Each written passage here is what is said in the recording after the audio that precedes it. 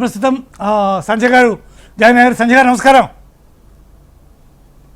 నమస్తే సంజయ్ గారు, ఇప్పుడు జరుగుతున్నటువంటి పరిస్థితులు చాలా చోట్ల మనం చూస్తున్నాం. ప్రతిరోజు ఏదో ఒక రాష్ట్రం నుంచి ఏదో ఒక ప్రదేశం నుంచి డెఫినెట్గా మైనర్ బాలిక మీద అత్యాచారమనో, మైనర్ బాలిక మోసమనో, లేకపోతే ఇంకోటో ఇట్లాంటివన్నీ కంటిన్యూస్గా ఇటువంటి వార్తలన్నీ వస్తూనే ఉన్నాయి. ఎప్పుడు చూసినా కూడా ఈ వ్యవస్థకి ఇటువైపు విద్యా వ్యవస్థ కానీ, తల్లిదండ్రులు కానీ, సమాజం కానీ, లేకపోతే వీటన్నిటిలో ఏది మీరు సామాజిక యాక్టివిస్ట్, మీరు అందులో చాలా సంవత్సరాల నుంచి మీరు అనేక అంశాల్లో మాట్లాడుతున్నారు, అనేక మందిలో అవేర్నెస్ తీసుకొచ్చినటువంటి వాళ్ళు. మీరు చెప్పండి, దీనికి ప్రధానమైనటువంటి కారణం ఏమని మీరు భావిస్తున్నారు?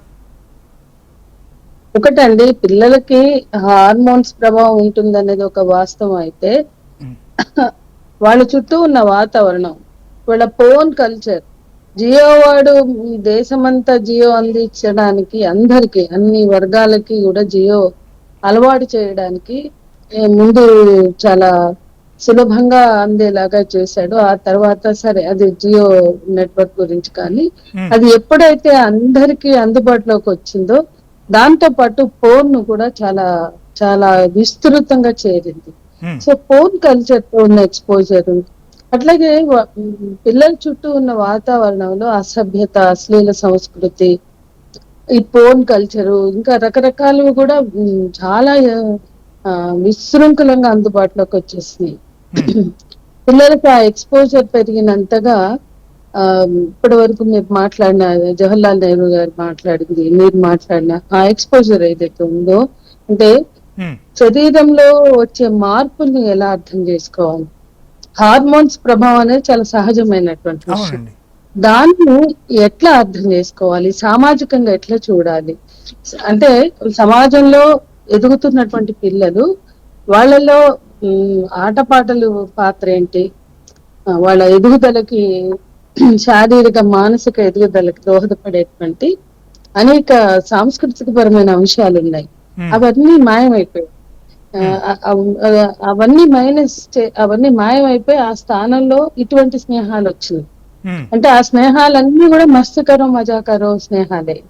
కానీ పుస్తకాలు చదవడం గాని, మంచి పుస్తకాలు చదవడం గాని, అంటే ఒక మంచి ఎన్విరాన్మెంట్ పిల్లల చుట్టూ లేదు, ఒక హెల్తీ ఎన్విరాన్మెంట్ లేదు. ఇక టీన్స్ లోకి వచ్చిన పిల్లలకైతే మూతి మీద మీసం ఉంటే వాడికి గర్ల్ ఫ్రెండ్ తప్పనిసరి, టీన్స్ లో ప్యూబర్టీ దాటిపోయిన అమ్మాయికి బాయ్ ఫ్రెండ్ తప్పనిసరి అన్న విధంగా ఒక కల్చర్, ఒక పీర్ గ్రూప్ ప్రెజర్ క్రియేట్ చేస్తుంది. అంటే గర్ల్ ఫ్రెండ్ ఉండడం, బాయ్ ఫ్రెండ్ ఉండడం లేకపోతే నామోషి. అంటే ఆ వయసులో చదువుకోవడం ముఖ్యం, జ్ఞానాన్ని సంపాదించడం ముఖ్యం, సమాజాన్ని, కుటుంబాన్ని అర్థం చేసుకోవడం ముఖ్యం.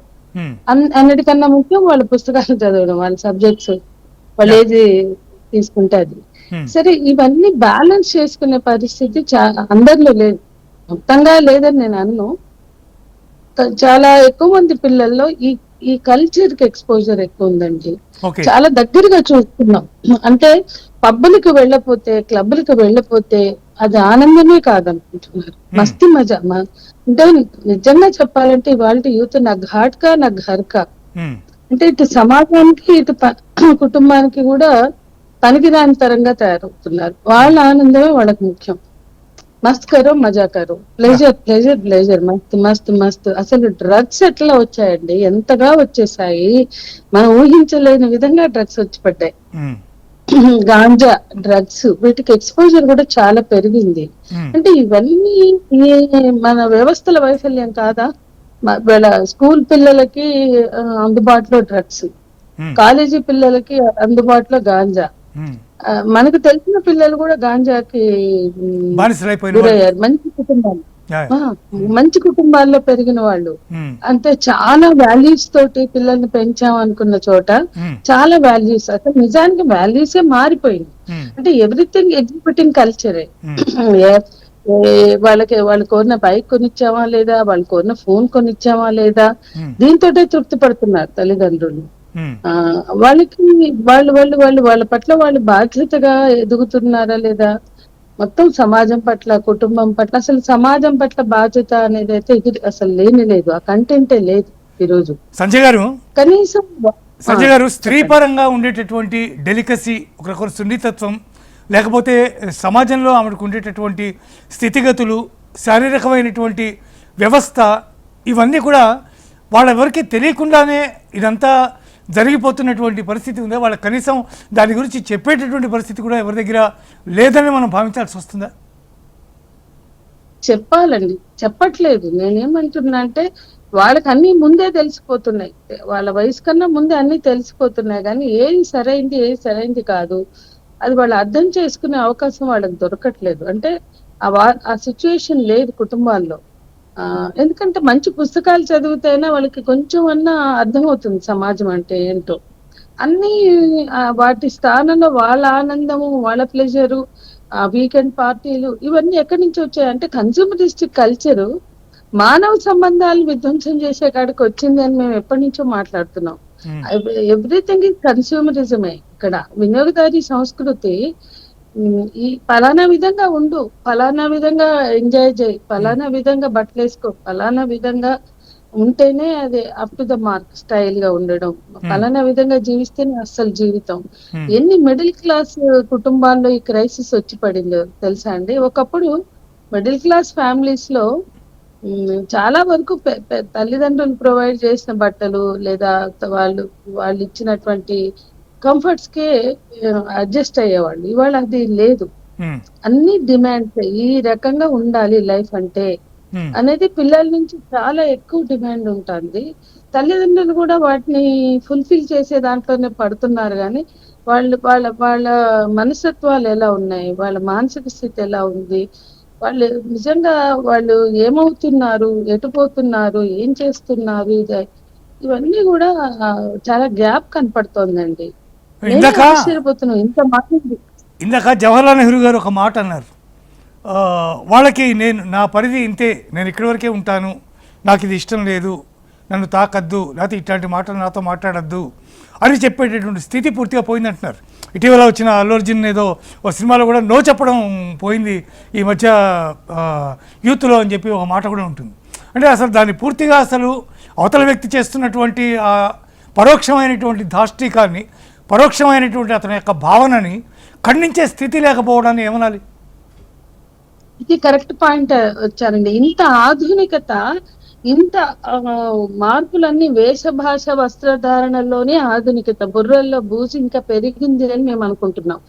మా జనరేషన్స్ లో మేమందరం కాలేజీలు చదివిన రోజు మా తర్వాత జనరేషన్ వరకు మేము చూస్తే ఎవడైనా ఇష్టం లేకుండా తాకితే వాని చెంప పగిలేది, లేదా ఇంకో రకంగా అయినా మన కార్యకర్తలు ఇంకోళ్ళు అంటే ఆ రకంగా వెంటబడితే, ఇప్పుడు మన జార్జి రెడ్డి, జంపాల వీళ్ళ హీరోలుగా ఉన్న స్టూడెంట్ లీడర్స్ ని చూస్తే కూడా యూనివర్సిటీలో అమ్మాయిలు చెడాయించిన వాళ్ళు ఉతిగారేశారు.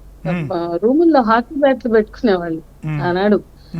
జంపాల చంద్రశేఖర్ ప్రసాద్ వీళ్ళ చరిత్ర చూస్తే ఎక్కడైనా అమ్మాయిని చెడాయించారని తెలిస్తే వాడిని పోయి ఉతికేయడమే, హాకీ బ్యాట్లతోటి జోకి వచ్చేవాళ్ళు. అంటే అట్లా అమ్మాయి ఇష్టం లేకుండా అమ్మాయిని ఇబ్బంది పెట్టొద్దు అనే ఒక వాతావరణాన్ని అనేక పోరాటాలతో సాధించుకున్నాం. అంటే విద్యార్థి ఉద్యమాల వల్ల కావచ్చు, తప్పుని తప్పనడం, అట్లాగే ఆ అవేర్నెస్ ఉండేది, ఆ ధైర్యం ఉండేది. ఇప్పుడు నిజంగానే ఇంత ఆధునికతని సంతరించుకున్న వేళ పిల్లల్లో ఎందుకు ఇంత బూజు ఉంది అనేది మా దగ్గరకు వచ్చే బాధితులను పరిశీలిస్తే కూడా అది మాకు అర్థమవుతుంది. అంటే వీళ్ళు ఇంత ఇన్నోసెంట్ గా ఉన్నారా, లేకపోతే ఇంత నిర్లక్ష్యంగా ఉన్నారా, అసలు ఎంత సింపుల్ గా లైఫ్ ని తీసుకుంటున్నారు వీళ్ళు అని మాకే ఆశ్చర్యం అనిపిస్తుంది. అంటే చాలా హింసలోకి వెళ్తున్నారు. ఇప్పుడు అమ్మాయిలు చాలా హింసను ఎదుర్కొంటున్నారు అనడానికి మా దగ్గర ఎన్నో ఉదాహరణలు. అంటే ఒకప్పుడు అమ్మాయిలు ఎదుర్కొని హింస ఈ రోజు అమ్మాయిలు ఎదుర్కొంటున్నారు. అంటే అంత హింసలోకి ట్రావెల్ అవుతున్నారు వీళ్ళు కూడా. అంటే అది ఆయన చక్కగా చెప్పారు, అది ప్రేమ అనుకుంటారు. అసలు ఏది ప్రేమ? ప్రేమించడం తప్పు కాదు, ప్రేమించి పెళ్లి చేసుకోవడం అస్సలే తప్పు కాదు, మేము అందరం అలా చేసుకున్న వాళ్ళమే. కానీ ఆ ప్రేమలో కూడా డిగ్నిటీ ఉంటుంది, ఆ పరస్పర అవగాహన ఉంటుంది, ప్రేమలో కూడా గౌరవం ఉండాలి, అండర్స్టాండింగ్ ఉండాలి, ఒక పవర్ ఎక్సర్సైజ్ ఉండకూడదు. ఇంత స్పష్టత ఎంత మందికి ఉందండి ఈ రోజు ప్రేమల్లోకి వెళుతున్న పిల్లలకి? ప్రేమలో పవర్ ఎక్సర్సైజ్ అక్కర్లేదు. అంటే ఇవాళ పురుషాధిపత్యం అనే దాని మీద ఇన్ని దశాబ్దాలుగా పోరాడుతున్నాం కదా. అవును. ఈ రోజు పిల్లలకి అది తెలుసా? ప్యాంటు చొక్కాలు వేసుకోవడం, చిన్న చిన్న బట్టలు వేసుకుని ఇవాళ పేస్త్రీ లైఫ్ లోకి వెళ్ళడము, పబ్బులకో క్లబ్బులకో వెళ్ళడము, అది వాళ్ళ వ్యక్తిత్వం అని అనుకుంటే అది భ్రమే. వాళ్ళు తమ వ్యక్తిత్వాన్ని నిలుపుకోవడంగా నేనైతే భావించట్లేదు. ఎందుకంటే అటువంటి వాళ్ళు చాలా చాలా చాలా సఫర్ అయితున్న వాళ్ళని నేను చూసాను. చాలా తీవ్రమైన హింసకు బలైన వాళ్ళని కూడా చూసాను. ఇది ఆ! ఈ కల్చర్ లో ఉండి. హ్మ్. అంటే తమ మీద జరిగిన హింసని రెసిస్ట్ చేయలేని స్థితిలో ఆడపిల్లలు ఉన్నారు అంటే, లేదా ఇష్టం లేకపోతే నో అని చెప్పగలిగే స్థితిలో వాళ్ళు లేరు అంటే, హ్మ్. అంత ఆబ్లిగేషన్ ఎందుకు అవుతుంది? హ్మ్. అంత అంటే చూడండి, ఫోటోలు దిగేస్తారు. ఏవేవో ఉంటాయి. అవి చూసి వాళ్ళు బ్లాక్‌మెయిల్ చేస్తారు. ఇటీవల ఒక 5, 6 ఏళ్లుగా మేము చూసినంత బ్లాక్‌మెయిలింగ్ కేసులు, 45 ఏళ్లుగా మహిళా ఉద్యమంలో ఉన్నాం కదా! హ్మ్. ఇటీవల ఒక 5 ఏళ్లుగా విపరీతమైన బ్లాక్‌మెయిలింగ్ కేసెస్ అండి. హ్మ్. అసలు ఎక్కడో తీసుకెళ్తాడు. వాడు బలవంతంగా అమ్మాయిని ఈ ఆమె ఇష్టం లేకుండా లైంగిక దాడి చేస్తాడు. దాన్ని ఫోటోలు తీస్తాడు. హ్మ్. అది పట్టుకుని ఎప్పుడంటే అప్పుడు రమ్మంటాడు. ఇట్లాంటి కేసులు ఒకటా, రెండా? కనీసం 10 ఉన్నాయి ఇప్పుడు మా దగ్గర. హ్మ్. సిద్దిపేటలో ఒకటొచ్చింది. అంటే జిల్లాల్లో ఉన్నాయి, సిటీల్లో ఉన్నాయి. హ్మ్. అంటే ఏదో ఒక బలహీన క్షణాల్లో లొంగితే బ్లాక్‌మెయిల్ చేసినయి ఉన్నాయి. హ్మ్. ఇప్పుడు ఒంటరితనంలో ఉన్న పిల్లలుంటారు. హ్మ్. లేదా అది ప్రేమ అనుకునే వాళ్ళుంటారు. అది నిజం అనుకునే వాళ్ళుంటారు. హ్మ్. రకరకాలుగా ఉంటాయి. హ్మ్. కానీ ఆ ఇంటిమసీని ఆ తర్వాత వాళ్ళు ఎదుర్కొన్న బ్లాక్‌మెయిలింగ్ గాని, ఆ తర్వాత ఒత్తిడి గాని, అబ్బబ్బబ్బబ్బా! ఎన్ని కేసులోనండి అవైతే. చాలా. అసలు ఏం చేయాలో గూడా అర్థం కావట్లేదు. ఇంత రకంగా పెరిగిందంటే ఈ వ్యక్తిత్వం లేకపోవడమే. అంటే మైనర్ అది ఏ అనేటటువంటి క్లాస్‌లో సంజయ్ గారు మైనర్ అనేటటువంటి మాట కేవలం ఊరికే మనం మాట్లాడుకోవడానికి మాత్రమే మైనర్ అనేది పనికొస్తుందా అనే స్టేజ్ వచ్చేసిందా? మైనర్ అనేది చట్టంలో ఎందుకు పొందుపరిచారు? 18 ఏళ్లకి పెళ్లి కరెక్ట్ గాదు. పెళ్లి కరెక్ట్ గాదంటే వాళ్ళకి సెక్స్ కూడా కరెక్ట్ కాదనే కదా దానర్థం. అంతే కదా. 18 ఏళ్ల లోపల పిల్లలు సెక్స్‌కైనా, పెళ్లికైనా కరెక్ట్ కాదు. ఒకప్పుడు 11 ఏళ్ళకి జేశారు. మా ఇళ్లల్లో మా అవ్వలు, మా అమ్మలు 12 ఏళ్ళకే జేశారు. 14 ఏళ్ళకే పిల్లల్ని కన్నారు. ఇటువంటి చాలా స్టోరీలు చెప్తుంటారు. హ్మ్. అది కాదు కదా! మన సమాజంలో అనేక ఆహ్, మార్పులు చోటు చేసుకున్నాయి. దాంట్లో ఆడపిల్ల పెళ్లి వయసేంటి? ఆడపిల్లకి పిల్లలు కనాల్సిన వయసేంటి? ఇవన్నీ ఉన్నాయి కదా! హ్మ్. ఇవన్నీ మర్చిపోయి మాకు అవసరం, మా మా మా బాడీ డిమాండ్ చేసింది మేమున్నామన్నట్లుగా వాళ్ళు వ్యవహరిస్తే, హ్మ్. దాని కాన్సిక్వెన్సెస్ ఉంటాయి కదా! ఆ అవును. కాన్సిక్వెన్సెస్ కొన్నిసార్లు పోక్సో కేసులు గూడా అవుతాయి. అవును. యాహ్! అంటే జవహర్లాల్ ఇవాళ నెహ్రూ గారు. ఇటీవల జరిగిన సంచలన కేసుని నేను అలా చూడట్లేదు. అది ఖచ్చితంగా అధికార దుర్వినియోగం, అధికార బలం దాంట్లో చాలా ఉన్నాయి. యాహ్! ఆహ్, చాలా చోట్ల చాలా ఎక్కువ కేసుల్లో హ్మ్. అమ్మాయిలు అమాయకంగానే పడతారు. అది నిజంగా ప్రేమిస్తే నువ్వు దగ్గరకు రావాలి. నువ్వు నిజంగా నమ్మితే నన్ను, నిజంగా ఇష్టపడితే మనం స్పెండ్ చేయాలి అనే వాళ్ళని నేను చాలా ఎక్కువ కేసుల్లో చూసాను. ఆ పిల్లలు నిజంగానే ప్రేమ అనుకుంటారు. అది నిజంగానే ఈవెన్ ఇంక్లూడింగ్ ఇప్పుడు ఈ కేసులో గూడా అదే పరిస్థితి. యాహ్! ముందు వెంటబడతారు. ఆ తర్వాత అది నిజం అని వీళ్ళు నమ్ముతారు అమ్మాయిలు. ఆ తర్వాత ప్రొసీడ్ అయినాక నో అంటున్నారు. ఇట్లాంటియి చాలా ఎక్కువ కేసులున్నాయి. యాహ్! అండ్ చాలా easy, take it easy life లాగా గూడా బోత్ సైడ్స్ ఉందండి. అమ్మాయిల వైపు ఉంది, అబ్బాయిల వైపు ఉంది. యాహ్! ఈ క్షణానికి మన మస్తీ ముఖ్యం గాని, ఆహ్, భవిష్యత్తు కాన్సిక్వెన్సెస్ అంత ఆలోచించే స్థితిలో గూడా వీళ్ళు లేరు అని నాకనిపిస్తుంది.